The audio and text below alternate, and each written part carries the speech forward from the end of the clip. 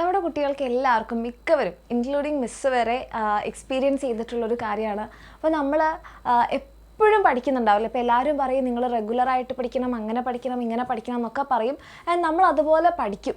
പക്ഷേ നമുക്ക് റിസൾട്ട് വരുമ്പോൾ എന്തായിരിക്കില്ല, നമ്മൾ പഠിച്ച അത്ര നമുക്ക് മാർക്സ് കിട്ടിയിട്ടുണ്ടാവില്ല അല്ലേ. പക്ഷേ നേരെ മറിച്ച് നിങ്ങളുടെ വേറൊരു ഫ്രണ്ടോ അല്ലെങ്കിൽ നിങ്ങളുടെ കസിൻസോ ആരെങ്കിലും ഒക്കെ ഉണ്ടാകും, അവർ റെഗുലറായിട്ടൊന്നും പഠിക്കുന്നുണ്ടാവില്ല. പക്ഷേ അവർ പഠിച്ചു കഴിഞ്ഞ് കഴിഞ്ഞാൽ അവർക്ക് ചിലപ്പോൾ കുറച്ച് സമയത്തായിരിക്കും അവർ പഠിക്കുന്നത്, അല്ലെങ്കിൽ കുറച്ച് ദിവസങ്ങളായിരിക്കും അവർ പഠിക്കുന്നത്. പക്ഷേ അവർക്ക് എക്സാമിന് എന്തുണ്ടാകും, നല്ല മാർക്സ് ഉണ്ടാവും അല്ലേ. അപ്പോൾ എൻ്റെ മക്കൾ ആരെങ്കിലും ഇത് എക്സ്പീരിയൻസ് ചെയ്തിട്ടുണ്ടോ? ഉണ്ടെങ്കിൽ അതിന് കാരണം എന്തായിരിക്കും? നമ്മൾ കറക്റ്റായിട്ട് പഠിച്ചു, നമ്മൾ റെഗുലറായിട്ട് പഠിച്ചു, നമ്മൾ ഒത്തിരി സമയം പഠിച്ചു, എന്നിട്ട് നമുക്ക് എന്താണ്, നമുക്കിങ്ങനെ ചിരിക്കാൻ പറ്റുന്നില്ല അല്ലേ. നമ്മൾക്ക് എപ്പോഴും മാർക്സൊക്കെ കുറഞ്ഞ് നമുക്ക് എപ്പോഴും ഒരു സങ്കടമാണല്ലേ. അതെന്ന് പറഞ്ഞിട്ടുണ്ടെങ്കിൽ നമുക്ക് പഠിക്കാനുള്ള ആ ഒരു കോൺഫിഡൻസ് കൂടി ഇല്ലാണ്ടാക്കുന്ന ഒരു വളരെ വിഷമമുള്ളൊരു കാര്യമാണ്. അതെനിക്ക് ശരിക്കും പറയാൻ പറ്റുന്നത് മിസ്സ് ആ ഒരു സ്കൂൾ ടൈമിൽ ഞാൻ എക്സ്പീരിയൻസ് ചെയ്തൊരു കാര്യം കൂടിയാണ്. ആൻഡ് അതിനെ മിസ് എങ്ങനെ ഓവർകം ചെയ്തു എന്നുള്ളതും, പിന്നെ എൻ്റെ കുട്ടികൾക്ക് അത് ഓവർകം ചെയ്യാൻ എന്തൊക്കെ ചെയ്യണം എന്നൊക്കെയാണ് മിസ് ഈ വീഡിയോയിൽ പറയുന്നത്.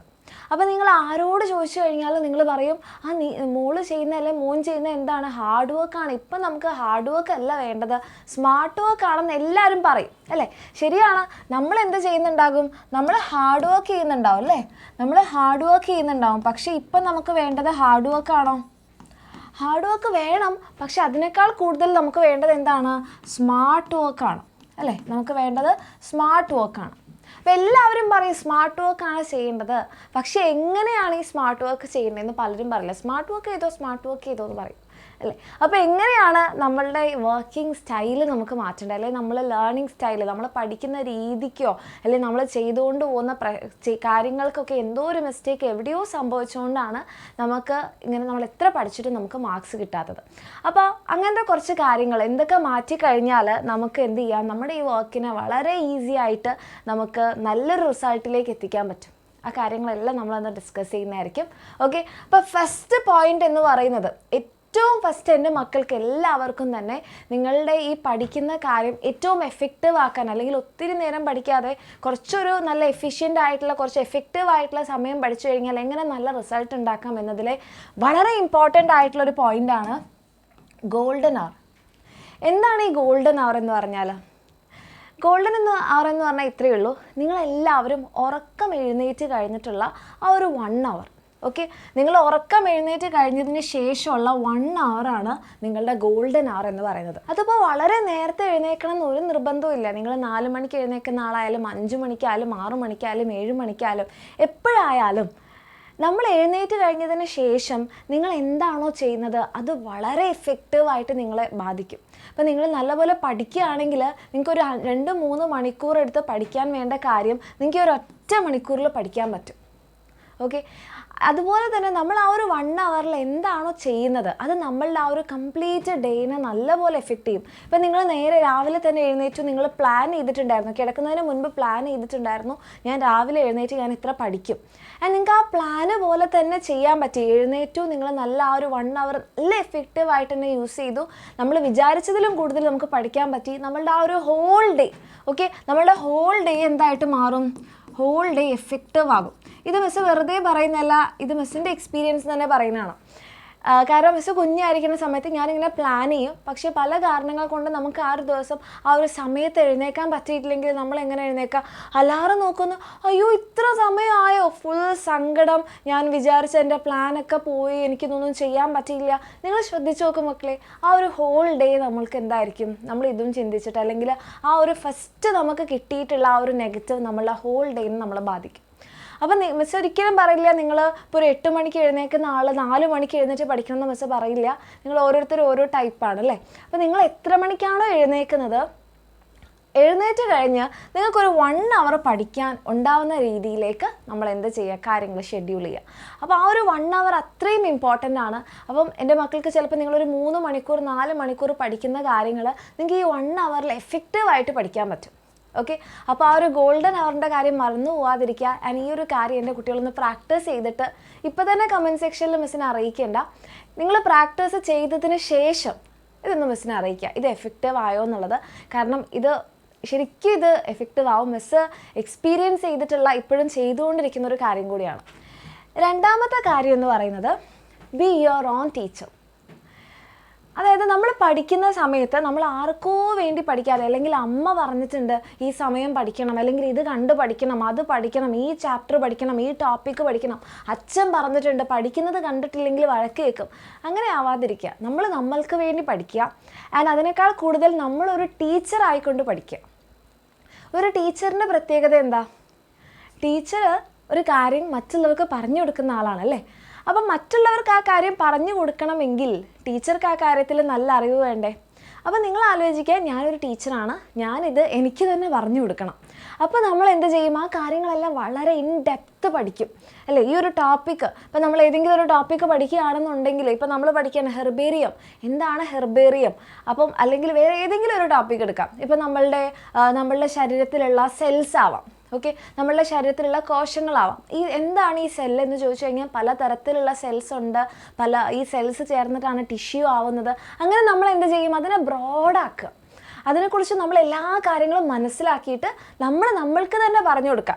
These are cells are of different kinds, cells ചേർന്നിട്ട് ടിഷ്യൂസ് ആയിട്ട് മാറും. അങ്ങനെ നമ്മളെ തന്നെ പഠിപ്പിക്കുക, നമ്മളെ തന്നെ ക്വസ്റ്റ്യൻ ചെയ്യുക. ഇതിങ്ങനെയാണോ? ഇത് എന്തുകൊണ്ടാണ് ഇങ്ങനെ? വളരെ എഫക്റ്റീവ് ആയിരിക്കും. എല്ലാ മക്കളും പറയുന്നതാണ്, പക്ഷെ പഠിക്കാൻ ബുക്ക് അങ്ങോട്ട് തുറന്നു കഴിഞ്ഞാൽ ഉറക്കം വരും. അത് മാറ്റാനുള്ള ഒരു ടെക്നിക്ക് കൂടിയാണ് ബി യുവർ ഓൺ ടീച്ചർ. ഇത് നിങ്ങളെ ശരിക്കും ഹെൽപ്പ് ചെയ്യും. ഓക്കെ, ഇനി നമ്മുടെ മൂന്നാമത്തെ കാര്യം ആക്റ്റീവ് എൻഗേജ്മെൻറ്റ്. അതായത് നമ്മൾ ചിലപ്പോൾ ക്ലാസ് കണ്ടിട്ടായിരിക്കും, ചിലപ്പോൾ ലാപ്ടോപ്പിലായിരിക്കാം, ഫോണിലായിരിക്കാം, അല്ലെങ്കിൽ നിങ്ങൾ ബുക്സ് വായിച്ചുകൊണ്ടിരിക്കുന്നുണ്ടാവും. നമ്മളെങ്ങനെയാണ് ബുക്ക് വായിക്കുക? Next page, next page. അല്ലെങ്കിൽ ക്ലാസ് കണ്ടുകൊണ്ടിരിക്കുമ്പോൾ നമ്മൾ ഹെഡ്സെറ്റും വെച്ചിട്ട്, അല്ലെങ്കിൽ നമ്മളിങ്ങനെ ക്ലാസ് ഇങ്ങനെ കണ്ടുകൊണ്ടേയിരിക്കും. ബോറടിക്കും അല്ലേ? ഒരേ കാര്യം തന്നെ നമ്മളിങ്ങനെ കണ്ടുകൊണ്ടിരുന്നു കഴിഞ്ഞാൽ. യെസ്, അപ്പോൾ അത് ചെയ്യാതിരിക്കാൻ, അല്ലെങ്കിൽ നമ്മൾ ചിലപ്പോൾ ക്ലാസ് കാണുന്നുണ്ടാവും, അച്ഛനും അമ്മയും നോക്കുമ്പോൾ എന്താ നല്ല കുട്ടിയാണ് എൻ്റെ കുട്ടി, എന്ത് ചെയ്യുന്നു, പഠിച്ചുകൊണ്ടിരിക്കുന്നു അല്ലേ. പക്ഷെ നമ്മളുടെ ചിന്തകൾ എവിടെയായിരിക്കും? വേറെ എവിടെയെങ്കിലുമൊക്കെ ആയിരിക്കും. അതാണ് നോക്കുമ്പോൾ എന്താ, കുട്ടി 5 മണിക്കൂർ 6 മണിക്കൂർ പഠിക്കുന്നുണ്ട്, പക്ഷെ ആ പഠിക്കുന്ന കാര്യത്തിൽ എൻഗേജ്ഡ് ആണോ? ശരിക്കും ഉള്ളിലേക്ക് കയറി നല്ല ലാപ്ടോപ്പിൻ്റെ ഉള്ളിൽ കയറാനല്ല, ശരിക്കും ആ കാര്യത്തിൽ ഇൻവോൾവ് ആയിട്ടാണോ ഇരിക്കുന്നത്? പലരും അല്ലേ. അപ്പോൾ അതുകൊണ്ടാണ് നമ്മൾ ഇത്ര മണിക്കൂർ പഠിച്ചിട്ട് നമുക്ക് അതിൻ്റെ റിസൾട്ട് കിട്ടാത്തത്. അപ്പോൾ നമ്മൾ എന്ത് ചെയ്യണം? നമ്മളെ തന്നെ എൻഗേജ് ചെയ്യിക്കാൻ വേണ്ടിയിട്ട് ജസ്റ്റ് ഒരു റഫ് നോട്ട്, ഓക്കെ, ഒരു റഫ് നോട്ട് എന്ത് ചെയ്യുക? അപ്പോൾ നിങ്ങൾ ബുക്ക് വായിക്കുകയാണെങ്കിൽ ഒരു സൈഡിൽ ഒരു റഫ് നോട്ട് വെക്കുക. നിങ്ങൾ എന്ത് ചെയ്യുക? അത് നോട്ട് ചെയ്തുകൊണ്ട് പോവുക. അപ്പം നമുക്ക് എന്തായാലും ഉറങ്ങിയും കൊണ്ട് ഇങ്ങനെ വൃത്തിയിൽ കാര്യങ്ങൾ എഴുതാൻ പറ്റില്ലല്ലോ, അത് ശ്രദ്ധിക്കാതെ നമുക്ക് ഇവിടെ എഴുതാൻ പറ്റില്ലല്ലോ. അപ്പോൾ വായിക്കുമ്പോഴാണെങ്കിലും ക്ലാസ് കേൾക്കുമ്പോഴാണെങ്കിലും എപ്പോഴും എൻ്റെ മക്കളുടെ സൈഡിൽ ഒരു ബുക്കും പെന്നും ഉണ്ടാവണം. നിങ്ങൾ അതിലെ കാര്യങ്ങൾ നോട്ട് ഡൗൺ ചെയ്തുകൊണ്ട് തന്നെ പോകണം. ഇത് പഠിക്കുന്ന സമയത്തുള്ള ഉറക്കം കളയാനും പഠിക്കുന്ന സമയത്ത് പല സ്വപ്നങ്ങൾ കാണുന്നതെന്നൊക്കെ എൻ്റെ മക്കളെ ഇങ്ങോട്ടേക്ക് കൊണ്ടുവരാൻ വേണ്ടി സഹായിക്കും. അപ്പോൾ നിങ്ങൾ പഠിക്കുന്ന കുറച്ച് സമയം ആ പഠിച്ച കാര്യങ്ങൾ അത് നിങ്ങളുടെ തലയിലുണ്ടാവും. അല്ലെങ്കിൽ എന്താ പറ്റുക? നമ്മളൊരു 3 മണിക്കൂറിൻ്റെ ക്ലാസ് കണ്ടു, നമ്മൾ ഏതോ ലോകത്തായിരുന്നു, ഓക്കെ, ക്ലാസ് കഴിഞ്ഞ് പിന്നെ നോക്കുമ്പോഴെന്താണ്, ഒന്നും ഓർമ്മയില്ല. ആ 3 മണിക്കൂർ വേസ്റ്റ് അല്ലേ. അപ്പോൾ ഈ കാര്യം എൻ്റെ മക്കളൊന്ന് ചെയ്തു നോക്കുക, എന്തായാലും അതിൻ്റെ റിസൾട്ട് ഉണ്ടാവും. Then comes very important short term goals. അതായത് നമ്മൾ പഠിക്കുന്നത് ലോങ് ടേമിനാണല്ലേ. പക്ഷേ ലോങ് ടേമിന് വേണ്ടി നമ്മൾ പഠിക്കാനിപ്പോൾ തുടങ്ങുകയാണെങ്കിൽ, നാളെ മുതൽ മിസ്സ് പറഞ്ഞിട്ടുണ്ട് നല്ലതായിട്ട് പഠിക്കണം, അല്ലെ സാറ് പറഞ്ഞിട്ടുണ്ട് നന്നായിട്ട് പഠിക്കണം, അല്ലെ നമുക്ക് തന്നെ സ്വയം തോന്നി ഞാൻ ഇങ്ങനെ പോയാൽ ശരിയാവില്ല, ഞാൻ പഠിക്കണം എന്നൊക്കെ തോന്നിയിട്ട് നമ്മൾ മാറും അല്ലേ. പക്ഷെ നമ്മളെന്താ, നാളെ ഞാൻ ഫിസിക്സിലെ 2-3 ചാപ്റ്റേഴ്സ് ഞാൻ പഠിക്കും, അല്ലെങ്കിൽ നാളെ ഫുൾ ഡേ ഞാനിരുന്ന് പഠിക്കും. ഒരു ലോങ് ടേം ഗോളാണ്. അല്ലെങ്കിൽ ഈ മാസം മുഴുവൻ ഞാൻ പഠിക്കണം, നല്ലതാണ്. പക്ഷേ നമ്മൾ ആദ്യമായിട്ട് തുടങ്ങുകയാണല്ലേ. നമ്മൾ ആദ്യമായിട്ട് തുടങ്ങുമ്പോൾ നമ്മളിങ്ങനെ വലിയ വലിയ ഗോൾസ് വെച്ച് കഴിഞ്ഞാൽ, അതിന് ഏറ്റവും സിമ്പിൾ എക്സാമ്പിൾ മിസ്സിൻ്റെ ലൈഫിൽ നിന്ന് തന്നെ പറയുകയാണെങ്കിൽ, മിസ് എക്സസൈസ് ചെയ്യാറുണ്ട്. പക്ഷേ ജിമ്മിലൊന്നും പോയിട്ടല്ല, മിസ് സ്വന്തം വീട്ടിൽ തന്നെ എക്സസൈസ് ചെയ്യാം. അപ്പം കുറച്ച് ദിവസം ഇങ്ങനെ മടിയായി കഴിഞ്ഞാൽ, നാളെ മുതൽ ഞാൻ എക്സസൈസ് ചെയ്യും, നാളെ മുതൽ ഞാൻ 1 hour എക്സസൈസ് ചെയ്യുമെന്ന് പ്ലാൻ ചെയ്യും. കുറച്ച് ചെയ്യുമ്പോഴേക്ക് മടുത്തു അല്ലേ, 1 hour ചെയ്യണോ, എനിക്കിന്ന് സമയമില്ല അല്ലേ. ഇപ്പം ഞാൻ ഇവിടുന്ന് നമ്മുടെ എക്സാമിനറിന് അവിടെ വീട്ടിലേക്ക് എത്തുമ്പോഴേക്ക് ലേറ്റ് ആവും. പിന്നെ അവിടെ നിന്ന് ഇന്നിപ്പോൾ സമയം ഇത്ര ആയില്ലേന്ന് മതി എക്സസൈസ് ചെയ്താൽ, 1 hour കഴിയുമ്പോഴത്തേക്ക് ഉറങ്ങാറാവില്ലേ, അത് കഴിഞ്ഞിട്ട് കുളിച്ച് എപ്പോഴാണ് മതി. അതിന് പകരം ഞാൻ വിചാരിക്കുകയാണ്, ഞാൻ സ്റ്റാർട്ട് ചെയ്യാൻ പോവുകയാണ് അല്ലേ, ഞാൻ ഇന്നൊരു 10 minutes എക്സസൈസ് ചെയ്യും. അല്ലെങ്കിൽ ഞാൻ ഇന്നൊരു 15 മിനിറ്റ്സ് അല്ലെങ്കിൽ 20 മിനിറ്റ്സ് എക്സസൈസ് ചെയ്യും. അപ്പോൾ എനിക്ക് അവിടെ കുറച്ച് സമയമുണ്ട് അല്ലേ. എന്നിട്ട് പതിയെ പതിയെ ഇപ്പോൾ ഒരാഴ്ച ഞാനൊരു 20 മിനിറ്റ്സ് ചെയ്ത് കഴിഞ്ഞാൽ അപ്പോൾ എനിക്ക് കുറച്ചുകൂടി ഇൻട്രസ്റ്റ് കൂടും അല്ലേ. അപ്പോൾ ഞാൻ എന്ത് ചെയ്യും, കുറച്ച് നേരം കൂടി ഇന്നൊരു 30 മിനിറ്റ്സ് ചെയ്യാം. പിന്നെ അത് പതിയെ പതിയെ പതിയെ പതിയെ വലുതാക്കുക. ഓക്കെ, അതേപോലെ തന്നെ നമ്മൾ പഠിക്കാനിരിക്കുമ്പോഴും നിങ്ങൾ പുതിയതായിട്ട് ആ ഒരു ഹാബിറ്റ് ഡെവലപ്പ് ചെയ്യാൻ പോവുകയാണ്. അപ്പോൾ ആദ്യം തന്നെ ഫുൾ ഡേ പഠിക്കും എന്നൊരു ഗോള് വെക്കണ്ട, ഒരു ഷോർട്ട് ടേം ഗോള് വെക്കുക. ഇന്ന് ഞാനൊരു 1 hour പഠിക്കും അല്ലേ. ഇന്ന് ഞാൻ എത്ര പഠിക്കും, ഇന്നൊരു 1 hour ഞാൻ പഠിക്കും. അത് എഫക്റ്റീവ് ആയിട്ടിരിക്കണം. ഈ പറഞ്ഞതുപോലെ നിങ്ങൾ എൻഗേജ്ഡ് ആയിട്ടും നിങ്ങളുടെ മൈൻഡൊക്കെ ഇവിടെ ഇരുന്നിട്ടും ഈ 1 hour നിങ്ങൾക്ക് വേണമെങ്കിൽ നമ്മൾ പറഞ്ഞ ആ ഗോൾഡൻ അവറിൽ പഠിക്കാം. ഓക്കെ, അപ്പോൾ യെസ്, അന്നത്തെ ദിവസം നമ്മുടെ ഭയങ്കര പോസിറ്റീവായി നമ്മൾ പഠിച്ച കാര്യങ്ങൾ ഓർമ്മ വന്നു. അങ്ങനെ പതിയെ പതിയെ അത് അടുത്ത ദിവസം ഒരു 1 hour and 30 minutes ആക്കാം. പിന്നെ പോയി പോയി പോയി പോയി പോയി നമുക്ക് ആ ഒരു ഹാബിറ്റ് നമ്മൾ ഡെവലപ്പ് ചെയ്യണം. ഓക്കെ, അങ്ങനെ ആ ഒരു ഹാബിറ്റ് ഡെവലപ്പ് ചെയ്ത് കഴിഞ്ഞാൽ പിന്നെ നമ്മൾക്കതിപ്പോൾ ഒരു 3 hours പഠിക്കണമെന്ന് പറഞ്ഞാൽ നമുക്ക് ബുദ്ധിമുട്ടുണ്ടാവില്ല. ഓക്കെ, അങ്ങനെ പതിയെ പതിയെ ഡെവലപ്പ് ചെയ്യുക. അപ്പോൾ ഒരു കാരണവശാലും ആദ്യം തുടങ്ങുമ്പോൾ തന്നെ വലിയൊരു ഗോൾ അങ്ങോട്ട് സെറ്റ് ചെയ്ത് അത് ചെയ്യാൻ പറ്റാതെയായി, അതിൻ്റെ കോൺഫിഡൻസ് പോയി, അതിൻ്റെ സങ്കടം, ഞാൻ പ്ലാൻ ചെയ്യണമൊന്നും നടക്കുന്നില്ല, അങ്ങനെ ഫൈനലി ആ പ്ലാൻ ഡ്രോപ്പ് ചെയ്യുന്ന രീതിയിലേക്ക് എത്താതിരിക്കുക. ഓക്കെ, ഇനി നമുക്ക് അടുത്തത് നോക്കാനുള്ളത് മൾട്ടി ടാസ്കിങ്. മൾട്ടി ടാസ്കിങ് നല്ലതാണ്, പക്ഷെ നമ്മളെ ഈ ഒരു സമയത്ത് നമ്മൾ പഠിക്കുന്ന സമയത്ത് പ്രത്യേകിച്ച് മൾട്ടി ടാസ്കിങ് ചെയ്യാതിരിക്കുന്നതാണ് നല്ലത്. കാരണം നമ്മൾ ആരും അത്ര ഭയങ്കര ഭീകരന്മാരൊന്നുമല്ല അല്ലേ. നമ്മളെല്ലാവരും വയ്ക്കും, ഞാൻ ഭയങ്കര അടിപൊളിയാണ്, ഞാൻ മൾട്ടി ടാസ്കിങ് ഒക്കെ ചെയ്യും, എനിക്ക് പഠിച്ചുകൊണ്ട് വേണമെങ്കിൽ ഫോൺ നോക്കാൻ പറ്റും, എനിക്ക് പഠിച്ചുകൊണ്ട് അത് ചെയ്യാൻ പറ്റും, ഇത് ചെയ്യാൻ പറ്റും. അങ്ങനെ ചെയ്യാതിരിക്കുക. ഓക്കെ, അതൊരു നല്ല ക്വാളിറ്റി ആയിട്ട് മിസ് ഒരിക്കലും പറയില്ല. കാരണം പറ്റുന്നവരുണ്ടാകാം, പക്ഷേ എൻ്റെ മക്കളിപ്പം അങ്ങനെയുള്ളവരല്ല എന്നുണ്ടെങ്കിൽ പഠിച്ചുകൊണ്ടിരിക്കുകയാണ്, ഞാൻ ലെക്ചർ അല്ലെങ്കിൽ ക്ലാസ് കണ്ടുകൊണ്ടിരിക്കുകയാണ്, എന്നാൽ ഞാനൊരു കാര്യം ചെയ്യാം, ഇൻസ്റ്റഗ്രാമും കൂടി നോക്കിക്കൊണ്ടിരിക്കാം. അല്ലെങ്കിൽ അവൻ എന്നോട് എന്തോ ചോദിച്ചിട്ടുണ്ടായിരുന്നല്ലോ, അതിന് ഞാൻ റിപ്ലൈ കൊടുത്തില്ലല്ലോ, അയ്യോ എനിക്ക് ഈ ഫയൽ അയക്കാനുണ്ടായിരുന്നല്ലോ, അല്ല ഈ ഫോട്ടോ ഞാൻ അയച്ചില്ലല്ലോ, ഗ്രൂപ്പിൽ ഞാൻ പോസ്റ്റ് ചെയ്തില്ലല്ലോ. അപ്പം നമ്മുടെ ചിന്ത എവിടെയാണ് പോകുന്നത്? ക്ലാസ്സിലാണോ എൻ്റെ മക്കളുടെ ചിന്ത? അല്ല, വേറെ ഏതോ സ്ഥലത്താണ്. അപ്പോൾ മൾട്ടി ടാസ്കിങ് ചെയ്യുമ്പോഴുള്ള ഏറ്റവും വലിയൊരു പ്രശ്നം എന്താണെന്ന് പറഞ്ഞാൽ നമ്മളുടെ ഫോക്കസ് പോയി കിട്ടും. നമുക്ക് അവിടെ കോൺസെൻട്രേറ്റ് ചെയ്യാൻ വേണ്ടിയിട്ട് പറ്റില്ല. ഓക്കെ, അപ്പോൾ അത് ചെയ്യാതിരിക്കുക. പ്രത്യേകിച്ച് നമ്മൾ സോഷ്യൽ മീഡിയയിലേക്കോ കുറച്ച് നേരമായില്ല ലെക്ചർ കാണുന്നാൽ ഒന്ന് റിഫ്രഷ്ഡ് ആയി കളയാം. റിഫ്രഷ്ഡ് ആവുകയാണെങ്കിൽ എൻ്റെ മക്കളെ ക്ലാസ് പോസ് ചെയ്തിട്ട് നിങ്ങൾ എന്ത് ചെയ്യുമ്പോഴും അതിൽ ഫുൾ ഇൻവോൾവ്മെൻറ്റ് കൊടുക്കുക. പഠിക്കുകയാണെങ്കിൽ കംപ്ലീറ്റ് ഇൻവോൾവ്മെൻറ്റ് അതിൽ. നിങ്ങളൊരു 10 മിനിറ്റ് റിലാക്സ് ചെയ്യുകയാണെങ്കിൽ ബുക്കും തുറന്നു വെച്ചുകൊണ്ട് അയ്യോ പഠിക്കാതെ സമയം പോവുക, ബുക്ക് തുറന്നു വെച്ചുകൊണ്ട് കുറച്ച് ഇൻസ്റ്റഗ്രാം നോക്കാം, അങ്ങനെ ചെയ്യാതിരിക്കുക. ഓക്കെ, അപ്പം എന്തിലാണോ നിങ്ങൾ ചെയ്യുന്നത് അതിൽ ഫുള്ളി ഇൻവോൾവ് ആയിട്ട് ചെയ്യാം. ഓക്കെ, പഠിക്കുന്ന സമയത്ത് അത് അത്രയ്ക്കും ഇമ്പോർട്ടൻ്റ് ആണ്. റെഡി. പിന്നെ വെരി ഇമ്പോർട്ടൻ്റ് ആയിട്ടുള്ളൊരു കാര്യം കൺസിസ്റ്റൻസി. എന്താണ് ഈ കൺസിസ്റ്റൻസി എന്ന് പറഞ്ഞാൽ? തുടർച്ചയായിട്ട് ചെയ്യുന്ന അല്ലേ. തുടർച്ച എന്നുള്ളതിനെയാണ് നമ്മൾ എന്ത് പറയുക, കൺസിസ്റ്റൻസി എന്ന് പറയാം. തുടർച്ചയായിട്ട് അല്ലെങ്കിൽ നിലനിർത്തുക എന്നുള്ളതിനെ നമുക്ക് കൺസിസ്റ്റൻസി എന്ന് പറയാം. നമ്മൾ ചെയ്യുന്നത് എന്തും ആയിക്കോട്ടെ അത് അങ്ങനെ ചെയ്യാം. ഓക്കെ, ഇപ്പം നിങ്ങൾ പഠിക്കുന്നത് എല്ലാ ദിവസവും നിങ്ങൾ 2-3 മണിക്കൂർ അല്ലെങ്കിൽ 5 മണിക്കൂറൊന്നും പഠിച്ചിട്ടില്ലെങ്കിലും 2 hours നിങ്ങൾ പഠിക്കുന്നുണ്ടെങ്കിൽ ആ സമയത്ത് എല്ലാ ദിവസവും 2 hours നിങ്ങൾ പഠിക്കുക. അത് വളരെ ഇമ്പോർട്ടൻ്റ് ആണ് മക്കളെ, വളരെ അധികം ഇമ്പോർട്ടൻ്റ് ആണ്. എൻ്റെ മക്കൾ ആ കാര്യം ഒന്ന് ചെയ്തു നോക്കൂ. ഒരാഴ്ച ചെയ്തു, 2 ആഴ്ച ചെയ്തു എന്നല്ല, തുടർച്ചയായിട്ട് ഒരു 21 ദിവസം നിങ്ങളിത് ചെയ്തു നോക്കുക. അതിൻ്റെ വ്യത്യാസം നിങ്ങൾക്ക് മനസ്സിലാവും. ഇത് സീരിയസ്ലി മിസ് പറയുന്നതാണ്. ഇതൊരു 21 ദിവസം നിങ്ങൾ ചെയ്തു നോക്കുക. ഓക്കെ, ഏകദേശം ഒരു 3 ആഴ്ച ചെയ്ത് നോക്കിക്കഴിഞ്ഞാൽ എൻ്റെ മക്കൾക്ക് ആ ഒരു ഡിഫറൻസ് ഫീൽ ചെയ്യും. നിങ്ങൾ 2 മണിക്കൂറാണോ പഠിക്കുന്നത്, 2 മണിക്കൂർ എല്ലാ ദിവസവും ആ സമയത്ത് പഠിക്കുക. ഓക്കെ, പതിയെ പതിയെ നമുക്കത് കൂട്ടി 3-4 ഒക്കെ ആക്കാം. നിങ്ങൾ 3 മണിക്കൂറാണോ പഠിക്കുന്നത്, ആ സമയത്ത് നിങ്ങൾ പഠിക്കുന്നുണ്ടെങ്കിൽ ആ സമയത്ത് പഠിക്കുക. അതാണ് നമ്മൾ ടൈം ടേബിളിലാക്കുക ഒരു എഫക്റ്റീവ്നെസ് എന്ന് പറയുന്നത്. ടൈം ടേബിളിൽ നമ്മൾ ഈ സമയത്ത് ഇത് പഠിക്കുക എന്ന് ഷെഡ്യൂൾ ചെയ്തിട്ടുണ്ടാവും അല്ലേ. ഇപ്പോൾ നമ്മളുടെ എക്സാമിനറിൻ്റെ ക്ലാസ്സസിലായാലും നിങ്ങൾക്ക് ഈ സമയത്ത് ഈ ക്ലാസ് ഷെഡ്യൂൾ ചെയ്യും. എന്തിനാണ് എപ്പോഴും ആ സമയത്ത് ക്ലാസ് ഷെഡ്യൂൾ ചെയ്യണേ? അല്ലെങ്കിൽ ഇന്ന് രാവിലെ ആക്കി, നാളെ രാത്രി ആക്കി, മറ്റന്നാളെ വൈകുന്നേരം അങ്ങനെ ആക്കിക്കൂടെ? അപ്പോൾ മിസ് തന്നെ നിങ്ങൾക്ക് വേണ്ടിയിട്ട് നമ്മുടെ ബാച്ചിൽ ടൈം ടേബിളൊക്കെ ഉണ്ടാക്കി തന്നിട്ടുണ്ടായിരുന്നു.